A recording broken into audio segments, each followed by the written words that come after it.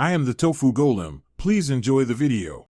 You start by gathering the original cable and a known working Apple or Apple-certified charger. This rules out incompatible power delivery. Once done, inspect the USB-C port under good light and remove lint with compressed air or a plastic toothpick. Do not force metal.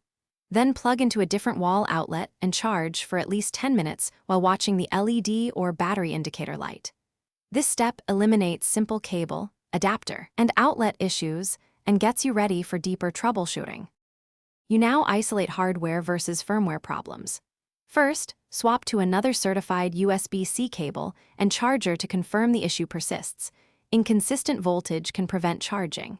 Next, perform a reset by holding power and volume down for about 10 seconds, then restart. This clears temporary firmware glitches that block the charging handshake.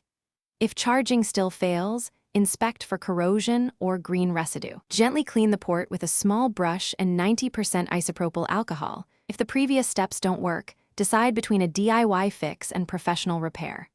A faulty battery or damaged USB-C port often needs replacement. Once parts are replaced, use short diagnostic charge cycles while monitoring device temperature to ensure safe operation. If you prefer support, contact Apple or Beats with a concise record of tests you ran, cable swaps, reset, cleaning, so they can reproduce the issue quickly. One key troubleshooting tip: if the device gets hot while trying to charge, stop immediately and seek professional repair.